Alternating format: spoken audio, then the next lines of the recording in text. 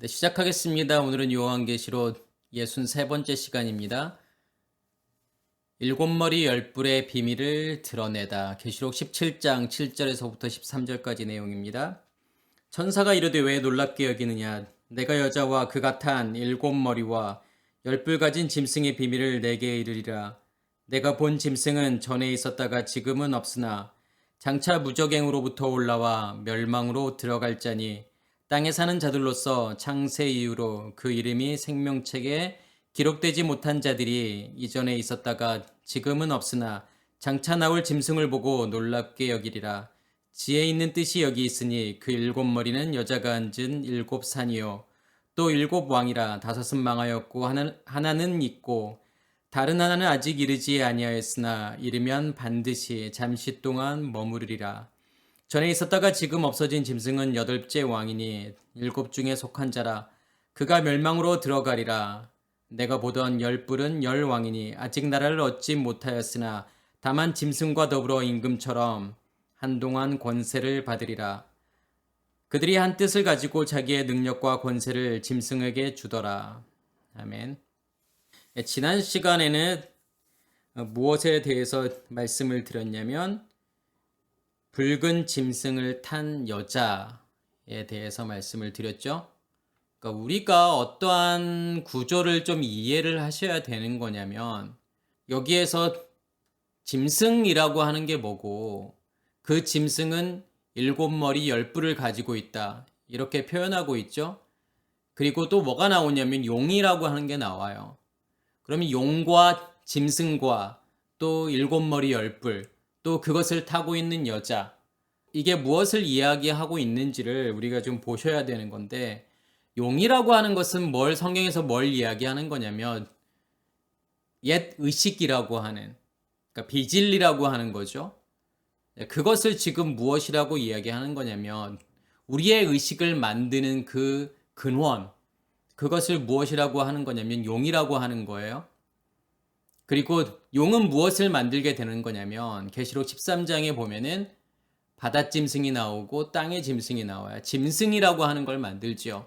결국 짐승이라고 하는 것은 무엇을 의미하는 거냐면 옛 의식이 만들어 놓은 질서, 체계를 이야기하는 거고, 우리는 그것을 무엇이라고 이야기하는 거냐면 율법이라고 이야기하고 그것을 죄라고 이야기하는 거예요. 그러니까 우리 안에 뭐가 있다라고 하는 거냐면 선악의 지식의 체계, 다시 말해서 선악의 지식의 나무가 존재하고 있다라는 거예요. 그러니까 그것은 원래부터 존재하고 있었다라는 거죠. 무엇이 만들어 놓았기 때문에요. 우리 안에 뭐가 존재하고 있기 때문에요.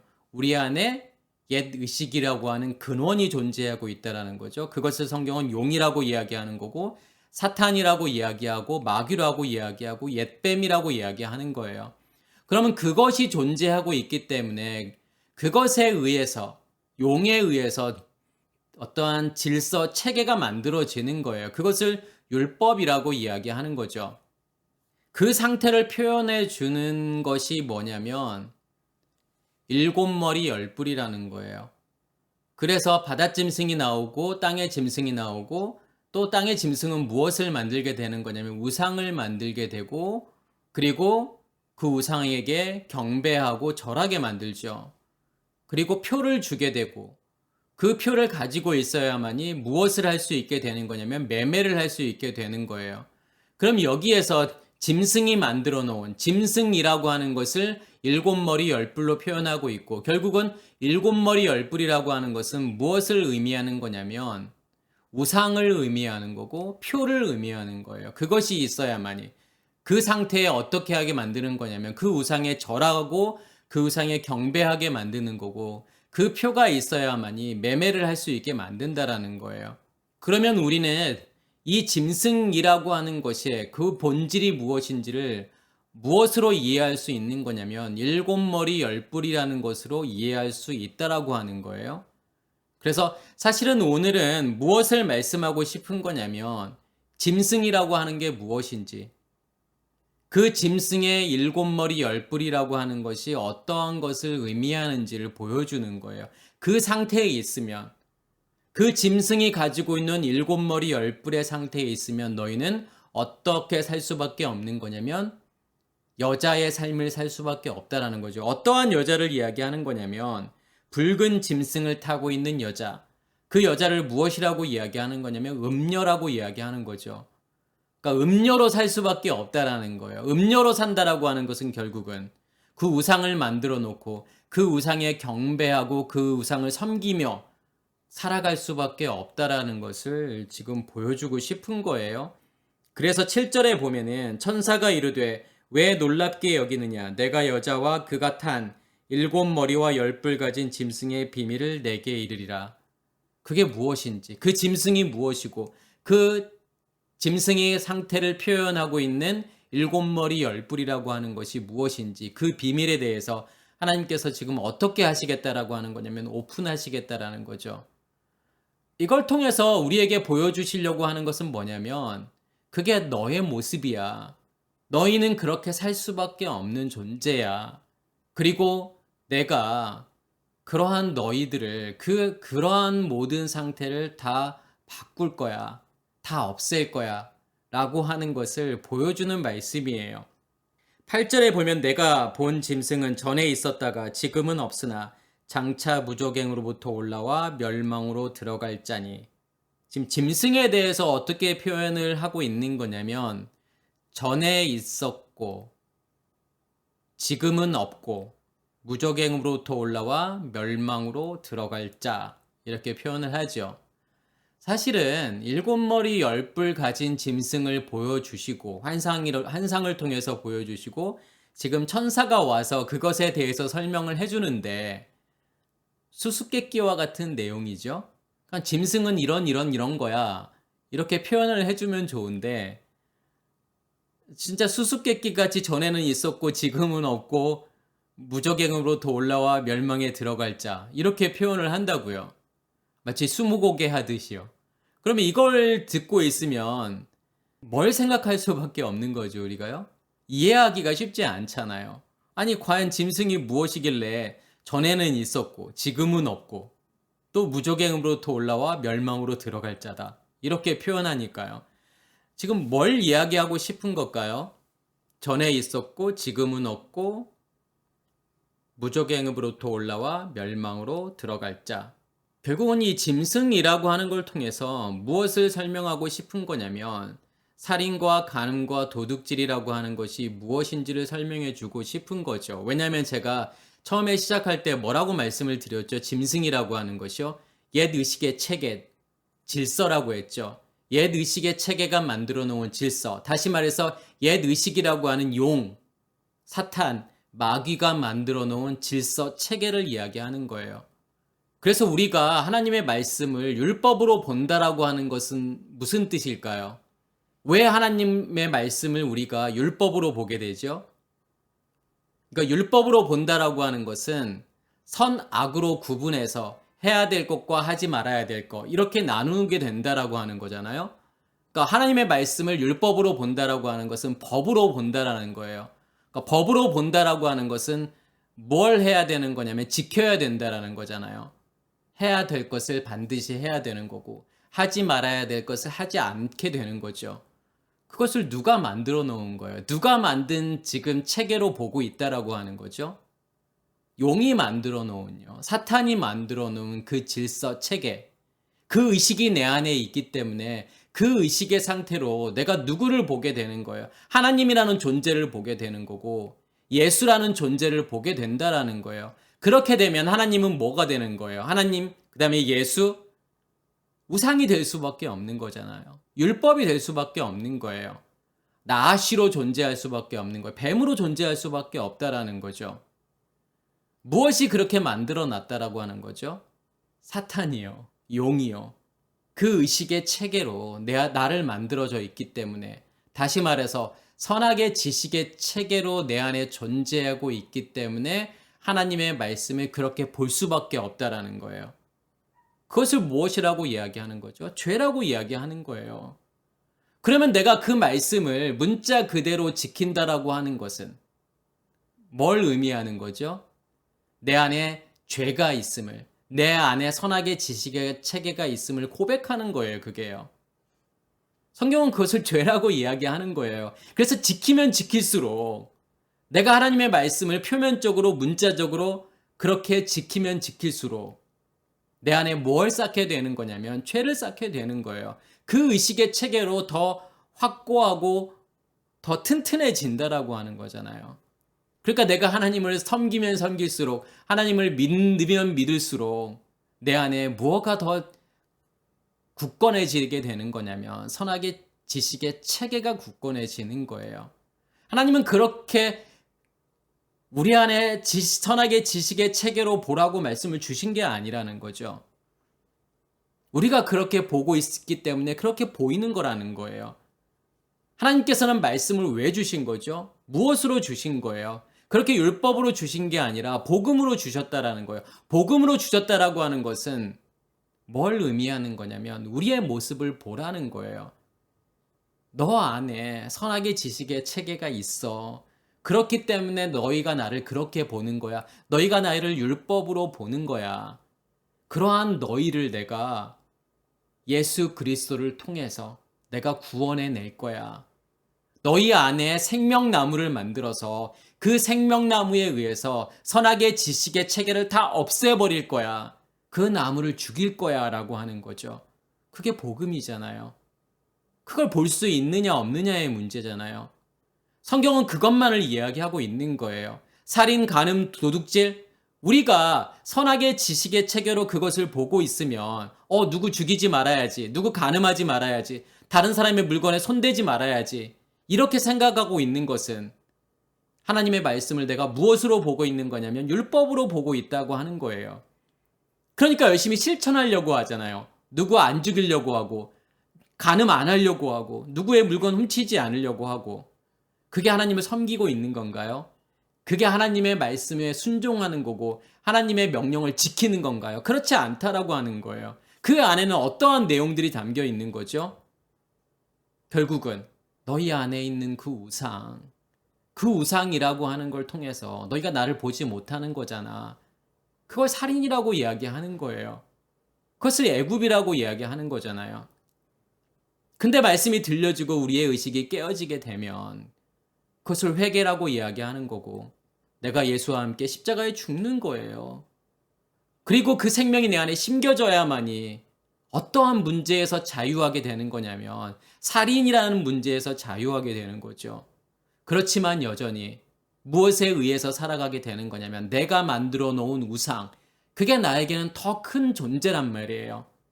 더 커 보인단 말이에요. 그게요. 내 안에 있는 남편의 존재보다요. 그런데 하나님의 말씀이 들려지고 내 안에 남편이 더 확실하고 더 분명해지게 되면 밖에 있는 남편이 희미하게 되는 거예요. 무엇이 그렇게 만드는 거죠? 무엇이 내 안에 존재하고 있기 때문에요. 남편이요. 셋째 날에 씨 가진 열매가 내 안에 존재하고 있기 때문에, 다시 말해서 하나님의 의식이 내 안에서 확장되어져 가고 있기 때문에요. 그러한 일들이 일어나는 거잖아요.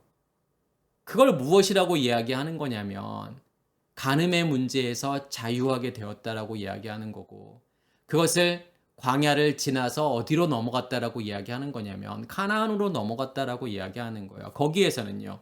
그렇지만 여전히 내 안에 존재하고 있는 무엇을 보게 되는 거죠? 그 율법의 체계가 여전히 존재하고 여전히 감추어져 있다라고 하는 것을 드러내시겠다라는 거잖아요. 그게 다 드러나야만이 무엇이 해결이 되는 거냐면 도둑질의 문제가 해결이 되는 거예요. 제가 왜 이 말씀을 드리는 거냐면 전에 있었고 지금은 없고 무적행으로부터 올라와 멸망으로 들어갈 자. 지금 이게 뭘 설명하고 있는 거죠? 살인, 간음, 도둑질을 설명하고 있는 거잖아요. 성경 말씀을 한마디로 이야기하면, 십계명을 한마디로 이야기하면 뭐라고 이야기할 수 있냐면 살인, 간음, 도둑질의 해결이에요. 어떻게 살인, 간음, 도둑질이 해결될 수 있는지 그 방법을 알려주는 것이 십계명이란 말이에요.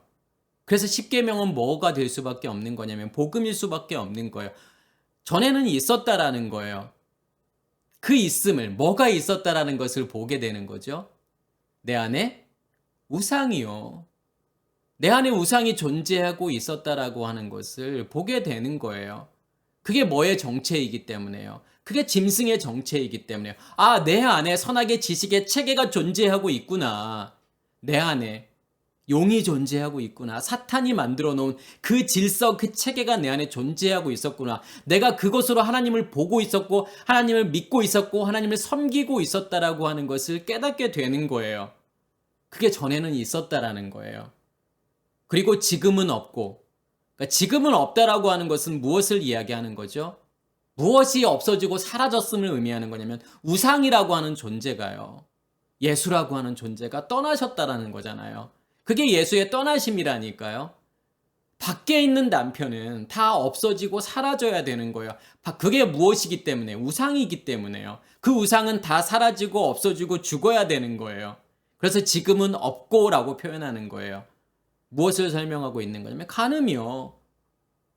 그 우상이 없어지는 거잖아요. 어디에서 없어지는 거죠? 광야에서요. 그래서 전에는 있고 지금은 없고가 무엇을 설명하는 거냐면 애굽과 광야를 설명하는 거란 말이에요. 그리고 난 다음에 무적행으로부터 올라와 멸망으로 들어갈 자. 무적행으로부터 올라온다라고 하는 것은 뭘 이야기하는 거냐면 드러남이에요. 무적행이라고 하는 것은요. 무엇을 이야기하는 거죠? 제가 예전에도 이것을 심리학에서는 무엇이라고 말하는 거냐면 무의식의 세계라고 이야기하죠. 그러니까 무의식의 세계라고 하는 것은 결국은 뭐가 만들어 놓은 체계를 이야기하는 거냐면 용이 만들어 놓은 질서 체계를 이야기하는 거예요. 거기서부터 올라온다라고 하는 것은 드러남인 거예요. 무의식에 있었던 것들이 의식으로 드러났다라는 거죠. 나에게 보여진 거고 나에게 들려졌다라고 하는 거죠. 그래서 무적행이라는 단어가 아비소스라는 단어를 쓰잖아요. 아비소스라는 단어는 무적행, 끝이 없는, 끝없이 깊은 그런 뜻이 있어요. 그래서 부정불변사 알파라는 자음과 그 다음에 비토스라는 단어를 쓰죠. 이 비토스라고 하는 것은 밑바닥이에요. 결국은 알파라고 하는 것은 뭐뭐 아니다라는 거예요. 그러니까 밑바닥이 없다라는 거예요. 바닥 없이, 끝 없이 있는 상태가 뭐냐면 아비소스잖아요. 무엇을 이야기하는 거죠? 결국은요. 어떠한 상태요?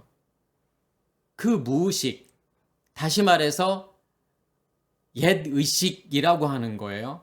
그 옛 의식의 체계가 무엇인지 거기서 올라왔다라고 하는 것은 그것이 드러났다라는 거예요. 드러났기 때문에 멸망으로 들어가는 거죠. 하나님께서 우리 안에 있는 그 옛 의식의 체계를 다 드러내실 거라는 거잖아요. 그 말은 무슨 말이냐면 다 보여주실 거라는 거예요. 이게 너 안에 존재하고 있는 것들이야.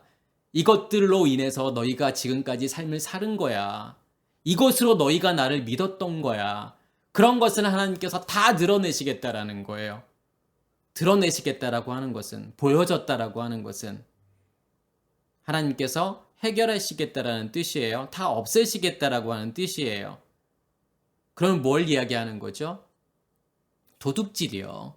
어디에서요? 가나안 땅에서요. 그래서 오순절이 지나게 되고 나팔절이 이루어지고 대속제일이 이루어지고 하는 일들은 뭘 이야기하는 거죠? 가나안 땅에서 가나안 칠족속들을 하나님께서 다 없애시겠다라고 하는 거예요. 거기 땅을 무엇으로 주기 위해서요?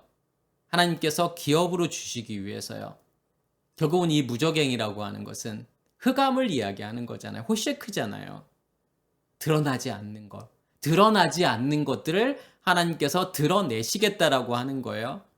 그게 짐승의 정체라고 하는 것을 우리에게 이야기해 주는 거고, 그 다음에 9절에 보면 지혜 있는 뜻이 여기 있으니 그 일곱 머리는 여자가 앉은 일곱 산이요. 이제 무엇에 대해서 설명하는 거냐면 일곱 머리가 무엇이고 또 열 뿔이 의미하는 것이 무엇인지를 설명하고 있는 거예요. 그런데 이 말씀만 가지고서는 이해하기가 쉽지 않아요. 일곱 머리는 여자가 앉은 일곱 산이래요. 그러면서 10절에 또 일곱 왕이라는 거예요. 그러니까 일곱 머리는 일곱 산이고 또 일곱 왕이라는 뜻이죠. 그래서 머리라고 하는 단어가 깨빨레라는 단어를 써요. 근데 깨빨레라고 하는 것이 잡다라는 의미에서 그런 의미를 가지고 있는 머리, 우두머리, 그 다음에 극단, 끝 이런 뜻이 있어요. 그러면 머리, 우두머리라고 하는 것은 지금 아까 제가 잡다라고 하는 뜻이 있다고 말씀을 드렸잖아요. 그럼 무엇이 나를 잡고 있느냐예요. 근데 일곱이라고 하는 것은 언약이라는 뜻이죠. 쉐바, 약속이에요. 그럼 무엇이 만들어 놓은 언약이 의미하는 걸까요? 어떠한 언약을 의미하는 거예요? 옛 의식의 체계가 만들어 놓은 언약. 그 체계를 지금 짐승이라고 했기 때문에 그 짐승이 만들어 놓은 언약이라고 하는 것을 지금 무엇이라고 이야기하는 거냐면 일곱 머리라고 이야기하는 거예요. 그래서 요한복음 19장 30절에 보면 예수께서 신포도주를 받으신 후에 이르시되 다 이루었다 하시고 머리를 숙이니 영혼이 떠나가시니라. 예수님께서 다 이루셨다라고 하는 것은 이 텔레오라고 하는 단어는 마치다, 완성하다라는 뜻이에요. 그러면 무엇이 완성인지를 예수님께서 어떻게 표현하시는 거죠? 우리는 머리를 숙이니 영혼이 떠나가시니라 이런 말을 들으면은 예수님께서 이제 돌아가셨구나. 그래서 그 영혼이 이제 떠나가셨구나. 그 영혼이 하나님께로 가셨구나. 이렇게 생각을 하잖아요. 그렇지만 이 텔레오라고 하는 단어, 다 이루었다, 마쳤다, 완성했다 라고 하는 것이 무슨 의미가 있는지를 그 다음 말씀이 설명하고 있는 거예요. 머리를 숙이니 영혼이 떠나가시니라. 여기에서도 머리라고 하는 것은 제가 설명을 드렸던 것처럼 겟발레라는 단어를 쓰죠. 그러면 여기서 숙이다라고 하는 단어가 끌리도라는 단어를 쓰는데 끌리도라는 단어는 숙이다, 떨어뜨리다라는 뜻이 있고 함락시키다, 물리치다, 저물다라는 뜻이 있어요. 그럼 여기에서의 머리라고 하는 것은 뭘 이야기하는 걸까요? 우리의 겉사람을 이야기하는 거잖아요. 무엇이 나를 잡고 있는 그 옛 의식의 체계가 나를 잡고 있는 그 머리, 그것을 하나님께서 지금 어떻게 하시겠다라는 거예요. 숙이다라고 하는 것은 함락시키다, 물리치다, 없애시겠다라고 하는 거잖아요. 싸워서 하나님께서 이기시겠다라고 하는 것이 머리를 숙이다라는 거예요. 영혼이 떠나가니라. 그렇게 머리가 숙여진다라고 하는 것은 결국은 우리의 옛 의식의 죽음을 이야기하는 거잖아요. 내 안에 간직되어져 있는 그 율법의 죽음을 의미하는 거고, 그렇게 되었을 때 여기서 영혼이라는 단어가 뿌뉴마라는 단어를 쓰는 거고, 떠나가다라고 지금 표현을 했지만 이 단어가 파라디돔이라는 단어를 쓰죠. 이 파라디돔이라고 하는 것은 넘겨주다라는 거예요. 그 뿌뉴마를, 다시 말해서 뿌뉴마라고 하는 것은 영이잖아요. 영이라고 하는 것은 말씀을 의미하는 거예요. 하나님의 의식이죠. 그것을 넘겨줄 수 있다라고 하는 거죠. 어떻게 되었을 때요? 내가 죽었을 때 내 머리가 파괴되고 함락되었을 때 무엇을 할 수 있다라는 거죠? 내 안에 있는 것을 넘겨줄 수 있다라고 하는 거예요. 그것을 성경은 지금 무엇이라고 이야기하는 거냐면 다 이루었다라고 하는 거고, 그것을 끝마쳤다라고 하는 거고, 그것을 완성이라고 이야기하는 거예요. 무엇의 죽음이 완성인 거예요? 그러면요, 우리의 겉사람의 죽음, 그 겉사람의 머리가 죽는 것이 완성이라고 하는 것을 보여주시는 거란 말이에요. 그게 예수님의 십자가의 죽음이죠. 그래서 고린도전서 11장 4절에서 5절에도 어떠한 말씀이 나오냐면, 무릇 남자로서 머리에 무엇을 쓰고 기도나 예언을 하는 자는 그 머리를 욕되게 하는 것이요, 무릇 여자로서 머리에 쓴 것을 벗고 기도나 예언을 하는 자는 그 머리를 욕되게 하는 것이니 이는 머리를 민 것과 다름이 없음이니라. 천주교나 그런 데서는 이렇게 하죠. 여자가 미사를 볼 때, 기도를 할 때 머리에 뭔가를 쓰고 하잖아요. 근데 이 말씀을 문자적으로 이해하게 되면 우리는 지금 이 말씀을 지키지 않잖아요. 그러니까 여자가 교회에서 기도할 때 머리에 뭔가를 쓰고 기도하지 않잖아요. 이 말씀은 그러면 어떻게 지켜야 되는 거죠? 무엇을 의미하는 걸까요? 남자로서 머리에 무엇을 쓴다라고 하는 것은 그리스도가 머리 되셨는데, 남자라고 하는 것은 그리스도가 머리 되셨는데 무엇인가 가리워져 있으면 안 된다라고 하는 거죠. 그러니까 다른 것이 존재하고 있으면 안 된다는 거예요. 다른 머리가 존재하고 있으면 안 된다는 거죠. 다른 의식이 존재하고 있으면 안 된다라고 하는 거예요. 누가 만들어 놓은요? 용이 만들어 놓은 그 의식이 존재하고 있으면 안 되는 거고, 무엇으로만 존재해야 되는 거냐면 그리스도가 머리 되심으로만 존재해야 된다는 거죠. 그 상태에서 무엇을 하라고 하는 거죠? 기도나 예언이라고 하는 것은요. 내 안에 있는 것을 전하는 게 기도이고 예언이잖아요. 내 안에 있는 하나님의 뜻이 다른 사람들 안에서 이루어지는 것이 기도이고 그것이 예언이에요. 무릇 여자로서 머리에 쓴 것을 벗고, 머리에 쓴 것이라고 하는 것은 결국은요, 머리에 뭔가를 써야 된다라고 하는 것은 누가 나를 지배해야 된다라고 하는 거죠. 그리스도의 머리 대심이 되어야 된다라고 하는 것을 의미하는 거잖아요. 여자의 머리는 남자이고 남자의 머리는 그리스도잖아요. 결국은 남자가 머리가 되어야 된다. 다시 말해서 그리스도가 머리가 되어야 된다라는 뜻이죠. 그것을 벗고서 기도나 예언을 하면 안 된다라고 하는 거예요. 여기서도 마찬가지예요. 누가 머리가 되어야 되는 것을 의미하는 거죠. 그리스도가 머리 되어야 되는 것을 의미하는 거예요. 그리스도의 머리 되심으로 너희가 무엇을 하라는 거냐면 기도를 해야 되는 거고 예언을 해야 된다라고 하는 거예요. 그렇지 않은 상태에서 기도나 예언을 하게 되면 그것은 뭐라고 이야기하는 거냐면 그 머리를 욕되게 하는 거라고 말하는 거죠. 그 머리는 누구를 이야기하는 건데요? 그리스도를요. 그리스도를 욕되게 한다라는 거잖아요. 다시 말해서 그리스도를 가리워 버린다라고 하는 거잖아요. 근데 그게 머리라고 하는 것을 지금 이야기하는 거고, 그래서 예배소서 5장 23절에도 보면 이는 남편이 아내의 머리됨이 그리스도께서 교회의 머리됨과 같으니 그가 바로 몸의 구준이라. 그러니까 몸의 구원자라고 하는 거죠. 누가 머리가 되심으로요. 그러니까 몸이라고 하는 것은 교회를 이야기하는 거고, 그 교회의 머리가 누가 되셔야 되는 거냐면 그리스도가 되셔야 된다라는 거죠. 그래야만이 무엇이라고 하는 거냐면 몸의 구원자라고 이야기하는 거예요. 그러니까 온전한 구원을 받는다라고 하는 것은 누가 머리 되심이 되어야 되는 거냐면 그리스도가 머리 되심으로 존재해야 된다라고 하는 것을 보여주는 말씀이에요. 그게 머리라고 하는 거예요. 근데 이 머리라고 하는 것을 지금 무엇으로 표현하는 거냐면 일곱 머리라고 하는 것을 일곱 산이라고 이야기하는 거고 일곱 왕이라고 이야기하는 거예요. 산도 마찬가지죠. 이 하르라는 단어는 높다라고 하는 뜻이에요. 그러면 산이라고 하는 것은 누가 머리 되셨느냐의 문제잖아요. 그러니까 그리스도가 머리 되심인 거냐, 아니면 나의 것으로 높아진 상태를 지금 산이라고 하는 거냐.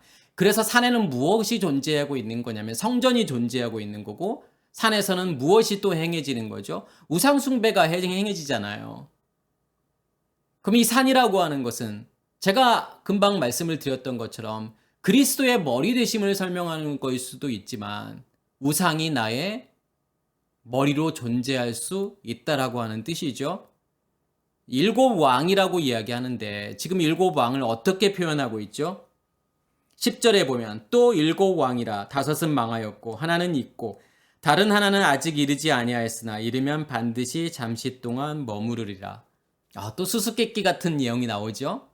그러니까 천사가 이것에 대해서 자세하게 설명해 주면 좋은데 일곱 머리, 일곱 왕이라고 하는 것은 이런 거야. 영적으로 이런 것을 설명하고 있는 거야. 이렇게 해석해 주면 좋은데 사실은 천사가 해석해 주는 말을 들어보면 더 이해가 안 가요. 아니 다섯은 망하였고 하나는 있고 다른 하나는 아직 이르지 아니하였다. 이해하기가 쉽지 않죠. 그래서 성경학자들은 어떻게 이걸 해석을 하죠? 역사적인 관점으로 해석을 하잖아요. 그래서 일곱 왕 또 아니면 일곱 나라 이렇게 설명을 하죠.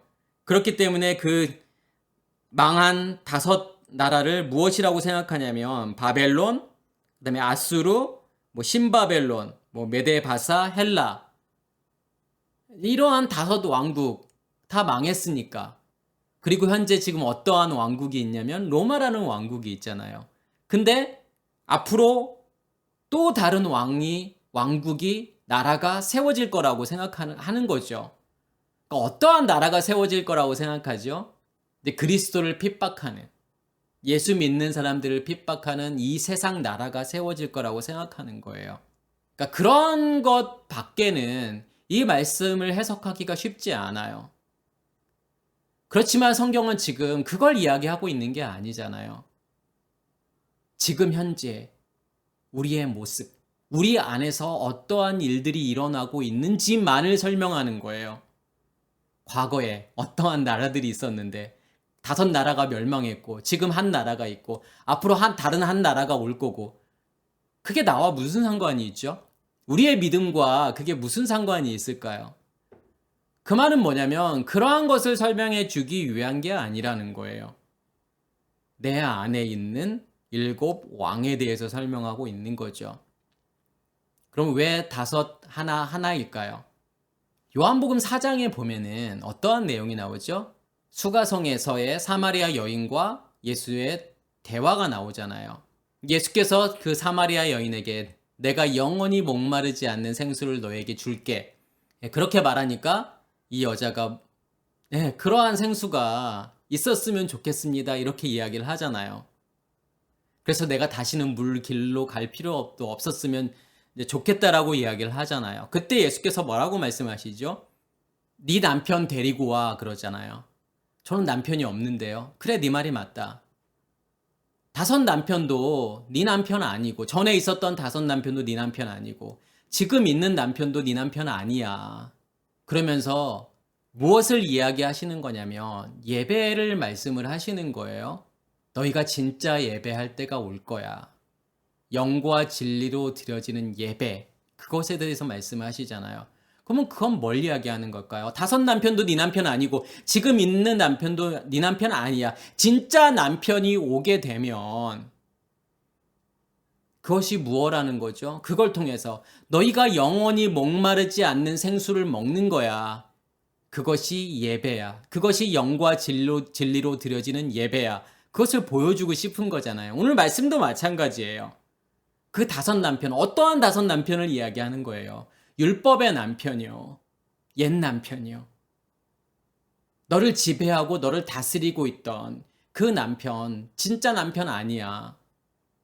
그리고 지금 있는 남편은요. 누구를 이야기하는 걸까요? 어떤 남편을 이야기하는 거죠? 밖에 보여지는 그 예수라는 남편도, 나도 너의 진짜 남편이 아니야. 너가 나와 함께 십자가에 죽게 되면은 그 생명이 너희 안에 심겨지게 되고 너희 안에 생수의 근원이 만들어져서 거기로부터 진짜 남편이 오는 거야. 그게 누구라고 하는 거죠? 그게 그리스도라고 이야기하는 거잖아요. 여기서도 마찬가지예요. 그 남편이 와야만이 무엇이 드러나게 되는 걸까요? 진짜 우리 안에 간직되어졌던 것들이 다 드러나게 된다라는 거잖아요.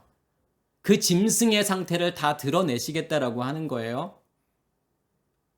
그래서 다른 하나는 아직 이르지 아니하였으나 이르면 잠시 동안 머무를 거라. 여기에서 잠시 동안이라는 단어가 올리고스라는 단어를 써요. 근데 올리고스라는 단어는 아주 작은 상태, 거의 없는 상태를 이야기하는 거예요. 그래서 이 단어가 쓰여진 구절을 보면 마태복음 7장 14절에 나와요. 생명으로 인도하는 문은 좁고 길이 협착하여 찾는 자가 적음이라. 여기서 적음이라고 하는 단어가 올리고스예요.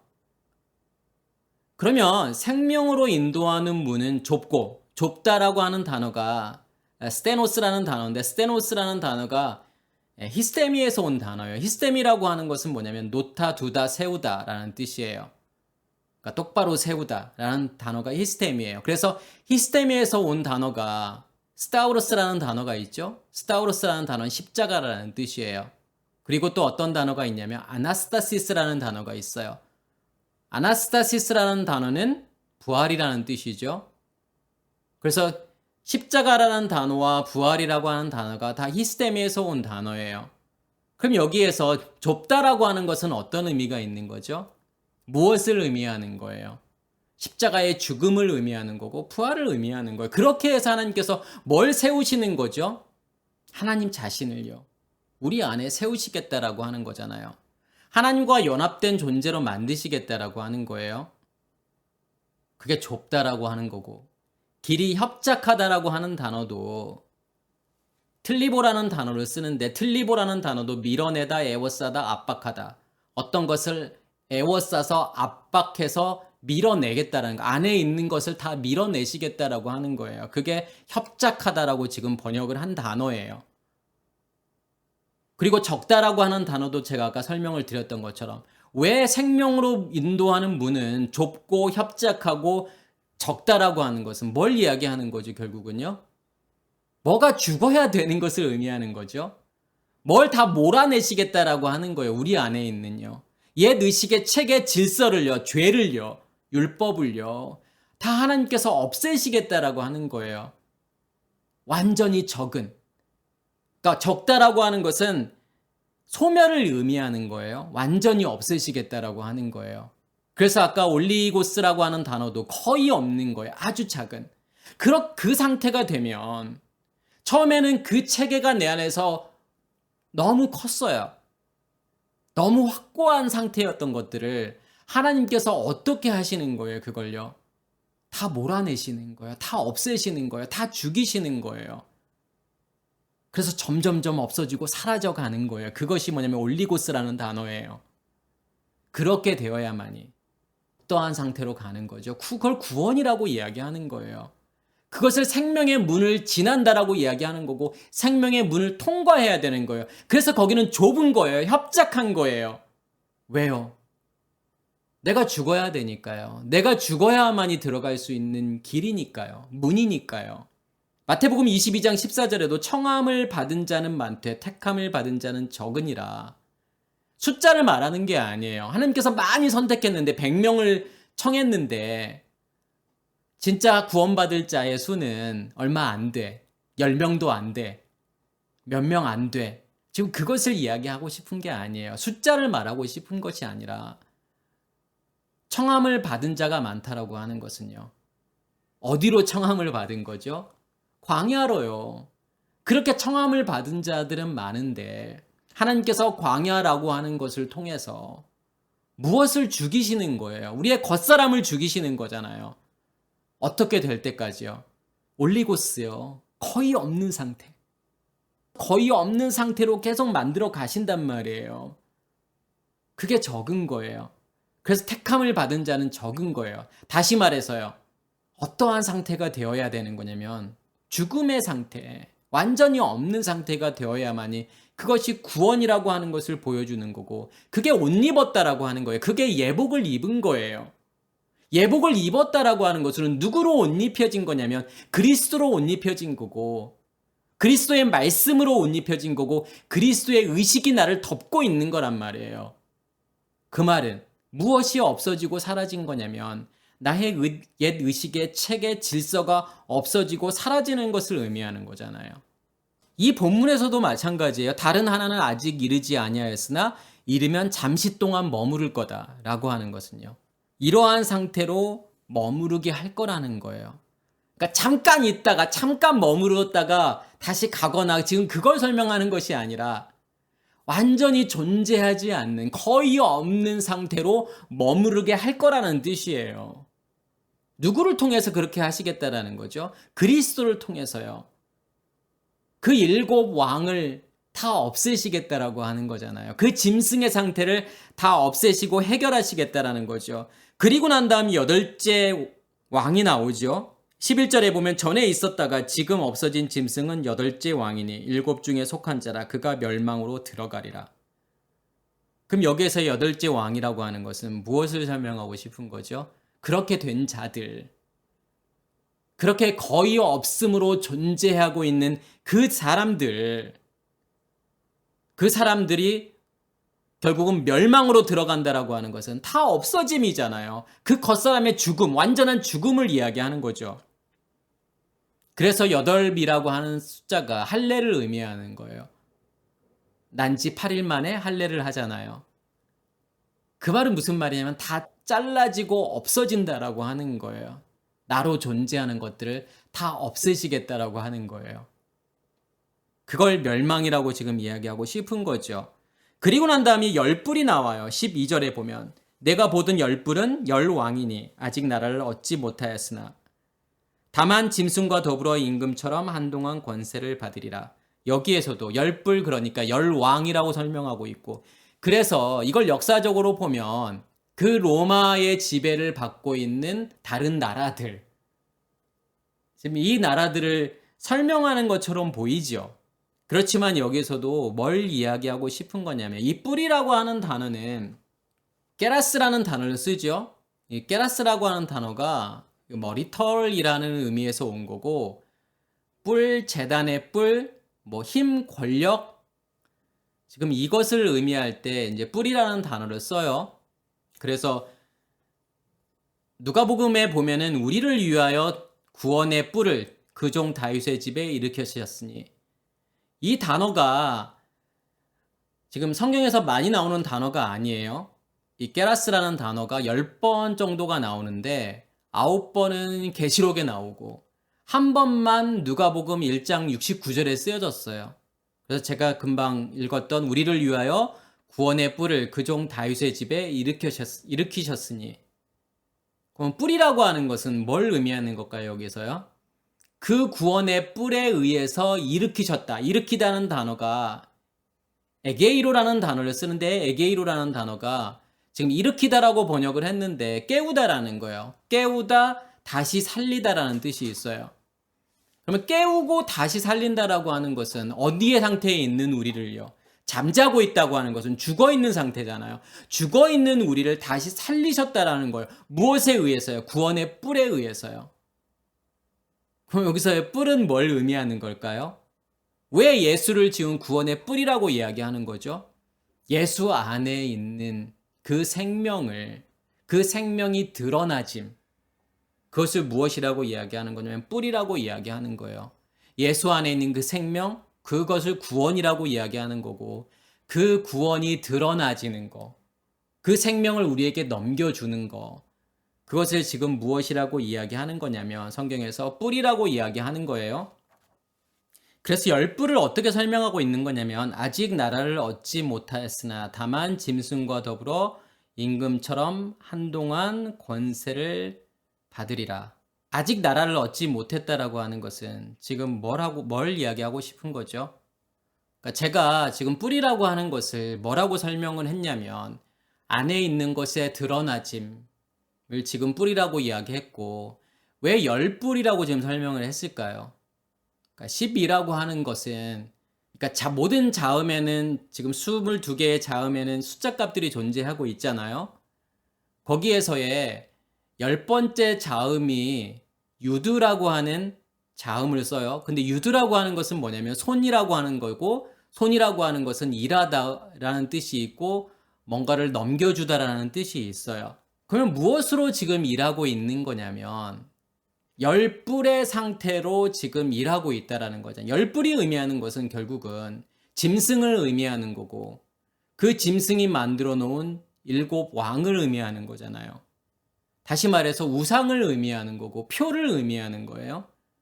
그러면 그것에 의해서 일하고 있는 것을 그것의 일함을 무엇으로 표현하는 거냐면 열뿔이라고 하는 것으로 표현하는 거고 열왕이라고 표현하는 거예요. 그래서 그것으로는 뭘 가질 수 없는 거냐면 아직 나라를 얻지 못하였으나 아직이라고 지금 번역이 되어 있지만 이 우뽀라고 하는 단어는 아직이라는 뜻도 아직 뭐뭐 아니다라는 뜻도 있고 여전히 뭐뭐 아니다라는 뜻이 있어요. 그러니까 여전히 나라를 얻지 못한다라고 하는 거죠. 어떠한 것으로 일하게 되면요. 내 안에 있는 짐승의 상태로 그 우상의 상태로 내가 일하게 되면 결코 무엇을 얻을 수 없다라고 하는 거냐면 그 행위로는 율법의 행위를 이야기하는 거예요. 율법의 행위로는 나라를 얻을 수 없다라고 하는 거예요. 어떠한 나라를 얻을 수 없다라고 하는 거예요. 하나님께서 지배하시는 하나님의 영역인 나라를 얻을 수 없다라는 거예요. 다만 짐승과 그러나 짐승과 더불어 임금처럼 한동안 권세를 받으리라. 여기서 한동안이라고 하는 단어 하나의 때라고 하는 뜻이죠. 그래서 호라라고 하는 단어를 쓰는데 어떠한 때를 이야기하는 거죠? 어떠한 시간을 이야기하는 걸까요? 하나님의 시간 안에서 짐승과 더불어 임금처럼 권세를 받을 거라는 거예요. 그게 구체적으로 어떠한 것인지는 그 다음 13절에 설명하고 있죠. 그들이 한 뜻을 가지고 자기의 능력과 권세를 짐승에게 주더라. 여기에서의 한 뜻이라고 하는 단어가 미안, 그노멘이라는 단어를 쓰죠. 근데 이게 미안이라고 하는 것은 미아, 첫째, 하나라는 뜻이고, 그노메라고 하는 단어는 목적, 의도, 뜻, 작정이라는 거예요. 이 단어가 그노스코에서 온 거죠. 그노스코라는 것이 알다, 인식하다, 이해하다, 깨닫다, 확인하다 이런 뜻이 있어요. 그러니까 뭘 내가 인식하고 이해하고 아는 것을 의미하는 거예요. 하나로요. 그럼 한 뜻이라고 하는 것은 뭘 의미하는 거죠, 결국은요? 하나의 뭘 가지고 있다라는 거예요. 하나의 의식을 가지고 있다라는 거예요. 누가 만들어 놓은 의식이에요, 그게요. 누가 만들어 놓은 의식의 체계를 이야기하는 거지. 용이 만들어 놓은, 사탄이 만들어 놓은 그 의식, 하나의 의식의 체계를 가지고 있다라는 거예요. 그게 무엇으로 지금 표현되는 거냐면 자기의 능력과 권세라고 하는 것으로 지금 표현이 되는 거예요. 그러면 능력과 권세가 의미하는 게 뭘까요? 능력이라고 하는 것은 디나미스라는 단어를 쓰죠. 힘, 능력, 권능, 디나마이, 할 수 있다. 그러니까 능력이라는 단어, 여기서 권세라는 단어는 엑수시아라는 단어를 쓰는데 둘 다 어떤 뜻이 있냐면 여기서도 엑수시아도 능력, 힘, 권세예요. 그러니까 디나미스도 능력, 힘, 권세이고 엑수시아라는 단어도 능력, 힘, 권세예요. 그렇지만 엑수시아는 어떠한 의미가 있는 거냐면 에크라고 하는 단어와 에임이라는 동사의 합성어예요.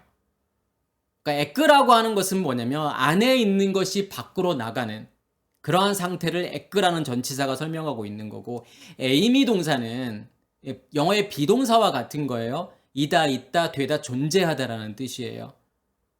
그러면 다시 말해서 내 안에 존재하고 있는 것이 에크 밖으로 드러나지는 거예요. 그게 엑수시아예요. 그러니까 디나미스는 내 안에 가지고 있는 능력을 의미하는 거고 엑수시스는 그것이 밖으로 나가지는 거고 밖으로 드러나지는 거예요. 그러니까 내 안에 아까 한 뜻, 다시 말해서 선악의 지식의 체계라고 하는 그 하나의 의식을 가지고 있으면 그것이 뭐가 된다라는 거예요. 그게 힘이 되는 거고 디나미스. 그러면 그것을 밖으로 드러낼 수밖에 없다라는 거예요. 그게 권세라니까요. 이게 뿌리잖아요, 지금요. 그게 머리이고 뿌리잖아요. 머리라고 하는 것은 근원이라고 하는 뜻도 있어요. 그러니까 내 안에 가지고 있는 디나미스, 그게 머리예요. 그게 일곱 머리라고 하는 거고 그것이 밖으로 드러나지게 되면 그게 열왕이라고 하는 거예요. 그게 열뿔이라고 하는 거예요. 그것을 짐승에게 주더라. 결국은 짐승의 상태가 그거라고 하는 것을 보여주고 싶은 거예요. 그 짐승이라고 하는 것은 하나의 의식이 만들어 놓은, 용이라고 하는 하나의 의식이 만들어 놓은 그 능력이고 그 권능이라는 거죠. 그것이 밖으로 드러나지게 되는 거, 밖으로 일을 하게 되는 거, 그것이 짐승이야 라고 하는 것을 보여주고 싶은 거예요. 그 말은 무슨 말이냐면 종합해보면, 정리를 하게 되면 그게 우리 안에 존재하고 있다라는 뜻이잖아요. 우리 안에 용이 존재하고 있고 우리 안에 짐승이 존재하고 있고, 그러면 그 짐승은 무엇으로 표현되는 거냐면 일곱 머리 열뿔로 표현이 되는 거고, 그 상태에 내가 계속 있으면 그것을 무엇이라고 이야기하는 거냐면 음녀라고 이야기하는 거예요. 그게 너 안에 있는 거고 너의 정체야. 내가 하나님을 아무리 잘 섬기고 있고 잘 믿는다고 하더라도 그 상태로 존재할 수밖에 없다라는 거잖아. 그것을 하나님께서 다 드러내시길 원하시는 거고, 드러내신다라고 하는 것은 해결하시겠다라고 하는 거죠. 그걸 보게 하실 거라는 거예요. 너희 안에 있는 그 일곱 왕, 너를 지배하고 있는, 너를 다스리고 있는 그 왕들을 내가 다 없앨 거야. 진짜 남편을 너에게 줄 거야. 이러한 일들이 다 드러나야 되는 거잖아요. 그래서 일곱 대접이 부어지는 사건 다음에 지금 17장 내용들이 나오잖아요.